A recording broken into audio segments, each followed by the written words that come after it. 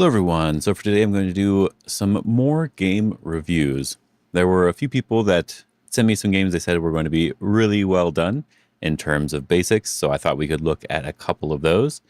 And a few people that were sort of really trying to follow along as strictly as they could, and I figured we could try to do a little bit to help them. Now this past week I spent a lot of time organizing things, trying to get all my students and activities and all that sort of stuff figured out and organized so that I don't have to worry about anything, which is really nice. Hopefully, that means I'll be able to be more efficient with making videos and getting content out, including doing better with making membership content. So hopefully that ends up working out. But for now, let's get into this video and see how people decided to try to apply these DDK to SDK basics. All right, so this first game is Shaolin 38. I believe he did leave a comment saying that this was the perfect example of a basics game, according to my DDK to SDK basics. So let's see if he is right. And I think he said he made one mistake, but apart from that, he thought this was a great example. All right, so let's go back to the beginning and see how this is. So he is playing as black here, right? We're not going to worry about if white is playing the perfect basics. We're worrying about black here. So for 4 points, see, they've already failed. No, I'm just kidding. Yes, we are doing mostly 3-4 points, but that doesn't mean you have to play 3-4 points. If you're following along strictly and trying to do exactly what I say, yeah, 3-4 points are good. It's just a way to simplify the opening.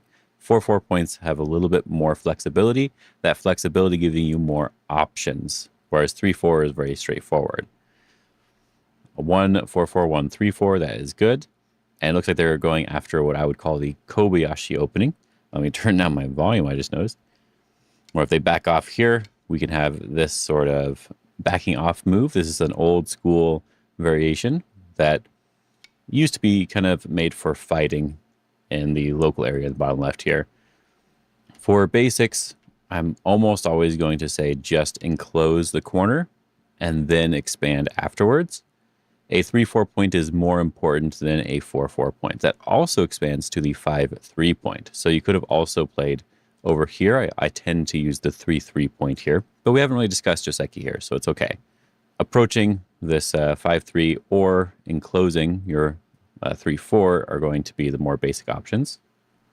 Approaching, leading into a jumping up Joseki, and now we're already kind of getting a little bit complicated. So with this pincer, I believe I did talk about this maybe at least one time. What I'm always going to do with this pincer, no matter if it looks good for my opponent or not, I'm always going to just take the corner because this simplifies things quite a lot.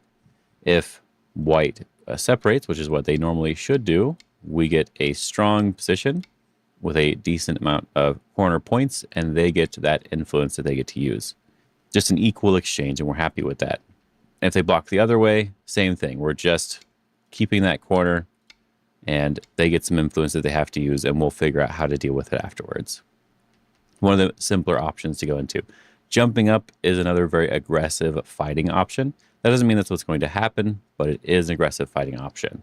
White backs off, which is what they're supposed to do, and black slides into the corner.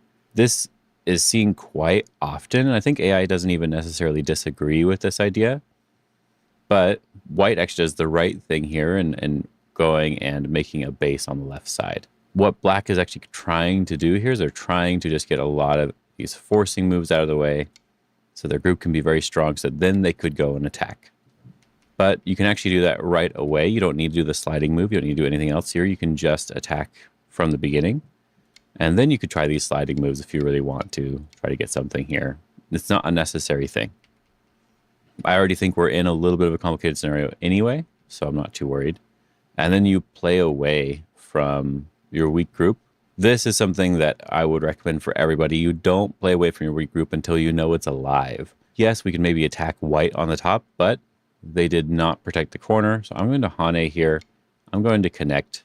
We don't need to do any Ataris. You could if you want to. But now our group is probably going to be alive in the corner. We may as well. I'll go back. There we go. Now our group is probably just alive in the corner. We should have enough space here that we don't have to worry about anything that white is doing. And now white should probably take an extension along the top. And now we can go back to enclosing our corner. We want that enclosure first before any sort of extensions. These extensions, like the Chinese extension, is purposefully inviting fighting, which is kind of going against the basics idea. Because what we're wanting to happen is we want them to come in here so that we can try to attack these two stones and get a lot of profit somewhere. That's the entire purpose of the Chinese opening or any of these sort of wide extensions. So you do a small extension to just take your points and to be very simple. But the more important thing for everyone to really think about is that we want to settle our group, make sure it's 100% alive, and then move on to the next area. They do the Chinese, they come in right away, and white makes an extremely big blunder. This is a broken shape when black is able to just push through. Oh, that's a color that does not show up very well on black. We'll go pink. When black is able to completely push through white's position without any sort of cut at all, this is a fantastic result for black because white is a broken shape. This is pushing through the knight's move is what this is called. So yes, it's a peep, but it's not a very helpful peep. This is making white even weaker. So this was good for black. And now white extends. We just block. We want to keep our base. That makes sense. White makes a base, and we try to surround in some way. This is probably okay. Honestly, this is probably okay. Let's see how it goes. Yep. Now you just defend. This is all good. And we're just surrounding, which is also really great. And now white has made a ton of exchanges that make both sides extremely strong. Right? Maybe this corner could have been harassed a little bit, but it can't anymore because it has this tiger's mouth in the corner. So we feel really good. And this other group here also has this double tiger's mouth, which is very likely to give it 2 eyes at some point. So it's an extremely strong group again. And now we're doing a very loose pincer here. This feels a little bit bad because white can just go and take the corner right away. White is doing something a little bit strange, but you answer properly. That was good. This is considered, I believe, a trick move of some sort, but there's no reason for it on this board. The trick is that you're taking the corner away, basically. So like if black answered over here, you play this one to take the corner. It's like a little bit of a trick to try to get something, but you can always answer like this, and it turns into the attach and hane joseki, or a sliding variation. It's still fairly standard, but it's a bit strange. It could have been a misclick, who knows? But black plays sort of the proper move here and captures the stone. And white is in trouble on both sides. So how do we handle this? The standard thing to do is look for the shape point. The shape point here is the tiger's mouth. We want to get rid of our opponent's tiger's mouth to make sure their group is not strong. So we do that. They connect. And now the next thing that we really want to look for is, like, is there anything we can surround? We can actually kind of surround our opponent on this side. By the push and cut, there are some potential weaknesses. So we can threaten to surround one stone and then surround the other. And that would be the sort of idea here. So push, okay, we're going to threaten to surround the bottom side, and then we'll be able to surround the stone on the outside. Let's see if it goes that way. Hane under, try to make eyes, just completely surround. This is really good. Yep, staying very strong. A peep, yep, stay strong. Is the bottom group even alive? It's actually not alive. I don't even know if there's a move for white to live if they play first. It is just I believe it actually is just a dead group. Let's see. I'm kind of curious. I did not check if it lived. I will talk about that in a second. Looks like they never went back to it. The game goes on, and I guess they probably just assumed it was alive the entire time. That's okay. Honestly, that's okay. Yeah, it is not alive. So let's go back here to this. If black just pushes in here, attaches here, you can see that this is a 4-space eye space here. So there's just no room for 2 eyes. So even if white plays first, they do something like this one. You can just push down, throw in, attach. You see there's not enough room for 2 eyes. Even if we don't attach, we just play the room on the outside. They have to play here, and we get rid of that eye. No space. There might be a special move to try, but it really just looks like there's no space for 2 eyes. Kind of an interesting problem to look at. I do agree with just continuing to surround. One thing you do miss, however, is that you can just capture these stones, and you may as well. This fixes a lot of your weakness and makes white extremely weak here. But I'm also still okay with just the surround idea, right? You just surround. I think you're probably strong enough to kill, but just surround anyway. They live, and you can move on with the board and go somewhere else. Again, I've always wanted to come back here to make sure this is fixed, but what you're doing so far is mostly going to be okay. Right, now you're starting to jump out over here. You built a Moyo, you expanded this nicely, and you're trying to kind of threaten to build it more is my guess. And then they come into the Moyo here. Let's see how you respond. You are just separating. Yep, this is basically what you should do. I do agree that a lot of what you played here was really nice basic play. A lot of the actual fighting moves in themselves, you just surrounded on every side, even though, as I said, the bottom's dead and the right side could have died and very likely would be dead even if it ran away. And now you have a large Moyo, and instead of trying to keep the Moyo, you're just separating your opponent, and that is sort of the proper way to play. They didn't even respond, so you protect your cutting points to make sure it's still good, and you're just separating and separating everywhere. And I guess that was you running away with the group. Okay. So I'm not going to worry too much about anything after this point, because I think we've already covered that you actually did do pretty well when it came to the actual fighting, right? This fighting in the bottom left, you were mostly just surrounding them, keeping your group as strong as you could. You were doing really well with that. And the fighting over here, even though they went into the corner and they tried to do stuff here, you just stayed strong. You played the shape points where you're just surrounding and connected everywhere, and then just surrounded again. And that's exactly what I want you guys to do, is just keep surrounding like this. Yes, they ended up living. Yes, you probably could have killed, but I think you're already in a really great position. And the only real mistake that I see from the basics standpoint is that you never fix this upper left. If you fix this group, we'll even add that Atari back in. You fix this group, now you have nothing to worry about on the board anywhere. If white plays there again, you will have a weak group that you need to fix. But just so you know, let's put the white move over here. Yes, you can get an exchange here. Yeah, you can maybe do something like this, but this is not a group that's 100% alive. We want, when given the opportunity, to make our groups as alive as possible. But I think this was a good game. It was actually true. You did a good job. So good job, Shaolin 38. So the next game here, this is DSR, I believe, is who we're reviewing for. He is trying to really strictly follow this basic series, and I'm thinking that my next few videos that come out about applying a bit more pressure are probably going to be a little bit more useful for him, because I think that's something that he's going to be needing in order to progress a bit quicker. Let's go up to the beginning here. I believe this was a 3.5 point game. Yeah, I guess I'll make an actual review for it. Why not? But yeah, 3.5 point game. So let's see how he played in the opening. Yep, he's doing opposing 3-4, something I like to do. As I said, you can play any 3-4 you want. You don't have to alternate like I've been doing for the videos. Enclosing first seems good. Enclosing again. Yep, nice and simple. This is always going to be worth doing. The AI is never really going to be mad at you for doing this.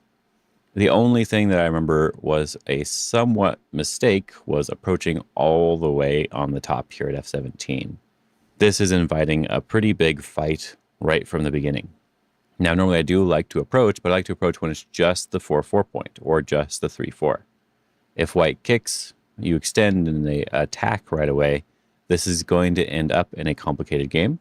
So if you wanted to play the top side, you can just play the extension directly. This would be a great way to keep it very simple. If you want more points, you play the low one. And then when they approach, you jump up and you're just sort of saying that you're taking the top side. And if you want more influence, so when they approach, you can continue getting more influence, or you can kick and jump. You're leaving more weakness here, but this is more influence towards the rest of the board. But this is a great way to play very quickly, try to get a large, very fast Moyo or framework here. This one could be attacked, but they do not attack. They play a awkwardly spaced move here. It would make a lot of sense to do a shoulder hit. That's like a standard move. But this is a little bit farther off. So black takes away the base, Really nice. And we continue to stay strong here by responding to every move the opponent plays. This is actually important. They're the weak group. They're making bad exchanges by kicking, which makes you stronger, or by doing the armpit hit, which was this sort of move here, the armpit hit, to make you strong as well. And so you should be happy to respond. And this is not necessarily a big mistake, but could potentially be a small mistake. Your opponent is a lot stronger. So Hanang here is not the same as Hanang ahead of 2 stones. This is a 2 stones with a jump, which means they get a natural tiger's mouth shape here, which makes it actually a fairly strong shape to make for white. So I would want to either be jumping or extending, but I haven't really talked about that too much. So the Hane is perfectly acceptable. They play away. A little bit of a mistake. I like that you're defending on the top side stone. Your other option was to take away the tiger's mouth here, threaten to surround this group. We're just hurting the shape itself. And this is what I mean by when we get to the more pressuring aspect of the series, which should be next, we will need to know that we can go and do these sorts of things to try to kill these groups and maybe even go for the kill once in a while. This group is in a lot of pressure right now. Even this cut right here might be possible. Even with all of our own cuts on the board, this might actually just be entirely possible. White is in a bit of trouble. Going to the super basics, just make a base, right? This stone has a lot of white stones around it, and we don't want it to get surrounded, so slide in, ask for some of the corner. If they say no, you go back, but since they said yes, you can have the corner, you should just go right into the corner. So we feel really good here. And yep, they're kicking you, making you stronger, so you feel good again. This was sort of a thank you move for white. You're fixing all of their weakness, but you're jumping out. That's sort of your goal here. So I understand why you did it, but just jumping is usually the better idea most of the time. Now, if you're worried about the wedge and cutting points, I understand doing this first and then jumping makes it so that they can't really wedge anymore. So they wedge, you already have one of the cutting points defended. Play away over here, and now I'm looking at the fact that we have a cutting point and they have some strength on top, so I would want to be defending this cutting point now. But you are attaching and making your corner stronger and not really worrying about the cutting point, and that's what I would have worried about. And there we go. White ends up building a very large area. And now I think they're actually in a ton of trouble on the right side. I think just this move likely is going to kill white here. Because now they don't have anywhere they can run. So you don't even need to be too severe about surrounding them. You just need to be a little bit severe. If you push here and they try to come out and they do this one, you can just double Hane, which is a lot easier to handle than the cut. And now they're already surrounded. So they're going to have a lot of work cut out for them to try to live. But keeping an eye on both weak groups is what is very important with this sort of series. We focus on ourselves first and then our opponents. We should be strong enough, so like this invasion does make sense. We've talked about this shape many times, the kick into extend. This is one of the vital points that you can go into. And this is a way to connect, but it's not quite the proper way, though you do end up connecting. The proper way is to play underneath first.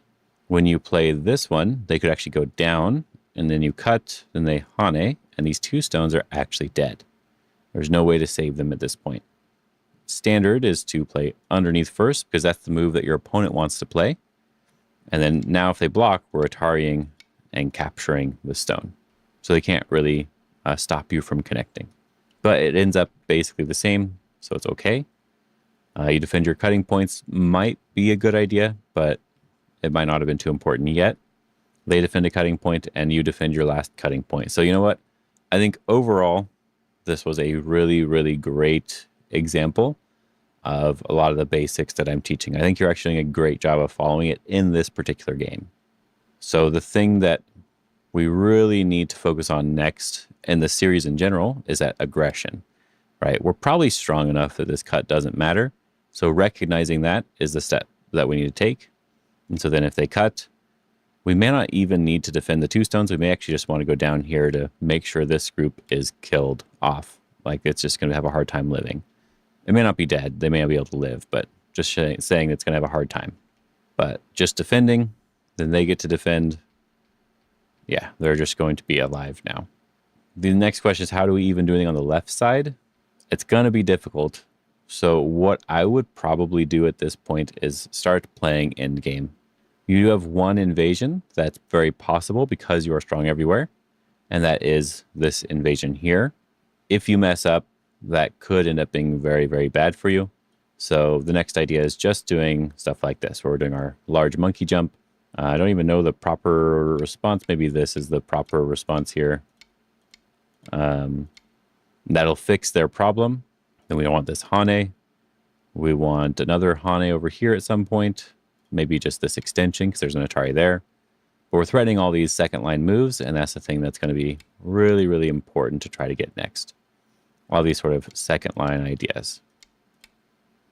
But you might have to invade in order to win the game. But at the very minimum, for the purpose of this series, is when I would try to just start doing those end game moves. Because I think end game is actually really, really important. Let's see how you ended up getting ahead since you were technically behind. It looks like you're kind of slowly surrounding the center. And maybe that could be what happened. Let's keep going. So you build a couple more points there. But white did connect up. But you did cut off part of it and got a fairly large center there. Okay, that makes sense. So I believe you did end up winning this game. Yeah. Now it says black by 28. So I guess that works. Overall, I think this was a pretty good game from you. This is one of the issues with this series, is this idea of no invasions and no real damage in that way until after we're 100% strong, is that your opponents can end up building a very large area. But that's where we're going to be changing next. We're going to be starting to add certain invasions. Like right here, instead of playing on the bottom side, I'm likely to want to go into this area over here. This is one of the easier invasions to play on this side.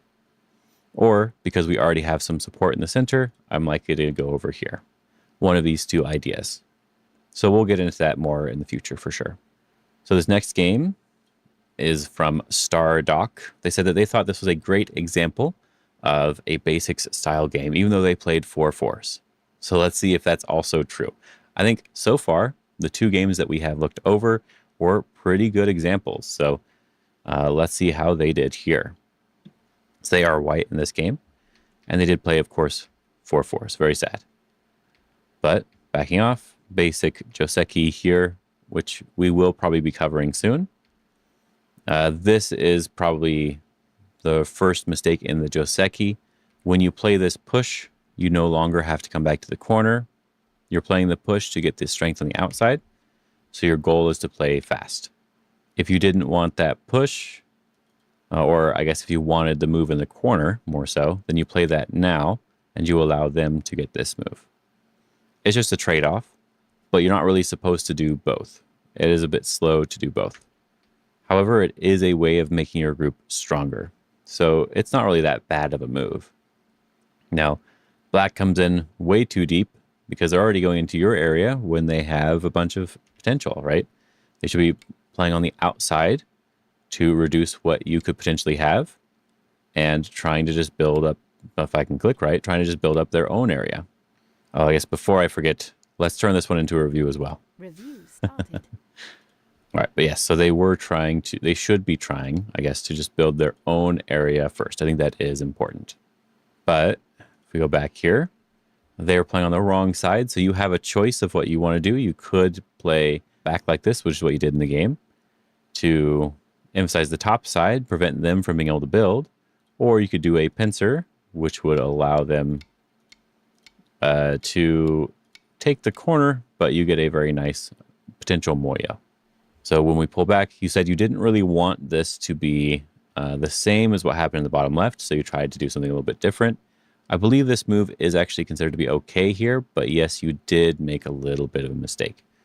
What you're supposed to play here, and this is why I don't like doing too many complicated Joseki, because if you make a mistake, you get very far behind. What you're supposed to do here is you're supposed to turn first. They Atari in the corner. You extend here. They live in the corner, and then you can Atari the stone on the outside.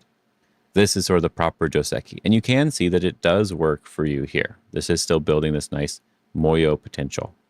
But in the game, they do make a little bit of a mistake with Atariing here right now, Atariing, and then we capture and they capture, which kind of makes 3 of White's stones inefficient. So that's this one that they captured, and this one that's really too close to thickness at this point. So that turns it into a pretty bad result. Feels a bit bad, but they said this was the one mistake they felt like was too much, and they did realize it. So they just approach, keep the game simple. They're not trying to save all their stones that they made a mistake with. And yeah, they pull back here just as like a Joseki option here. Yeah. Black turns, a really, really big move in this bottom left Joseki. And then White does the Hane over the top. And I think you don't really need a Hane at this point. You're not really worried about trying to build this left side. What's important is that this bottom right corner kind of has a little bit of an extension, even though it's kind of far away. So the next step for them is to get an enclosure. So you want to prevent the enclosure, because we don't really want them to have this giant boxy shape here. We want to make it as small as possible. So by approaching, we're making that box a lot smaller. Yes, I do think they should do something like this to continue to try to build that box. But at least you're getting something out of it in exchange. This is a potential Joseki. You can play again if you want to. So with this one, Black should probably still respond. If they push, you then have the Haunted Head of 2 stones, which you probably want to respond to. If they push again, you have the Haunted Head of 3 stones, which you should usually respond to. After that, you don't really need to respond to any more pushes. And now they could do an enclosure, and now they do have this really large boxy shape over here. And that feels pretty good. They did not respond, but they pushed in a spot where you kind of want to respond to make sure your group is strong. They peep, so you should connect, and you want to extend out to keep them completely separated. They're trying to make some sort of base here, and you're going for the surround. Now, I do like the surround overall, but I think it's hard to do. So the next thing I'm looking at is actually taking away the base, because they don't actually have a base yet.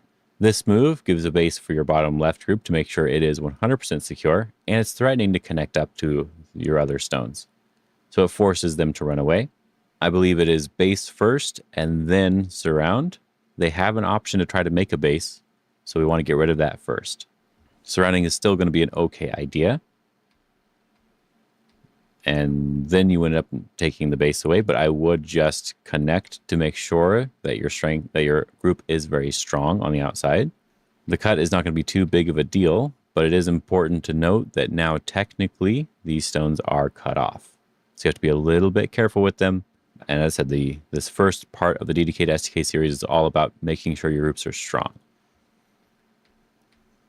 So yes, it should be okay overall. They do have to play a lot of bad exchanges to try to live, which is what they're doing. We want to prevent the Haunted Head of 2 stones. We're not trying to kill them. We're trying to stay strong. So yes, they can try to do this if they want to. It's still not 2 eyes. You can just push here. We can do this one, and we can do this one. It is not necessarily alive yet, but that's not what we're worried about. We're worried about staying strong. We don't want the Haunted Head of 2 stones on the other side here. So let's push here. They could have Haunted if they wanted to at that point. And this would have been an annoying position because you can't cut because this extension is threatening to capture these stones. And now these stones in the center are also in a lot of trouble. So even if they don't do the extension, they could just cut directly. And now you have 2 weak groups that you have to take care of. One of them you might be able to fix, but you may not be able to fix both of them at the same time. So you don't want to have this weakness available on the board. So fix that. Luckily, Black fixes it for you for the most part. And you make sure to defend yourself really well. And now they are just dead. And this is just a net, so there's nothing they can do. Well, now they are just dead, not you. They are just dead. Is there anything else to really look at here? Basic Joseki.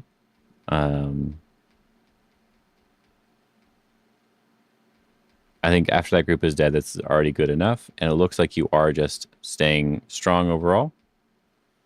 A couple reading things like this monkey jump is usually not the best move here because after we have this and this throw in, eventually White has to connect everything. I'm just showing the shape. White has to connect everything and then there's a cutting point left over.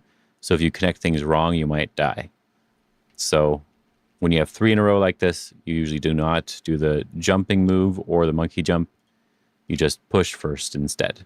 So that way you have 4 in a row. which makes so you don't have to come back and play another move in the corner. But I think I won't worry about it too much else. That was a random bonus tip. Yeah. So I think this was a pretty well done game here. You did surround them nicely. They did end up dying, but they sort of died because they messed up. They didn't allow themselves to try to escape or fight back. And we don't have to worry about this sort of fighting back in this series because you should never really be surrounded if you can help it. But your opponent is the one that has to worry about this. So we feel pretty good about this sort of situation. So it was just these 3 games for review today. It seems like for the most part, they all did follow those basics fairly well. I think you can call this pretty much a success. Yes, they made a mistake, but they didn't let that mistake get to them. Or yes, they didn't quite do everything exactly perfectly, but the point isn't necessarily to be perfect. The point is to understand the strength and weakness of your groups. And then we can move on a little bit. The next video, I'm likely to try to do some single-digit queue on OGS to see, first of all, if I can get a game a little bit faster, but to see if these principles will still apply there. Then we'll move on to exploiting weakness as our next stage here in the DDK to SDK series. Hopefully you enjoyed this video. Hope you're having a good day and have fun.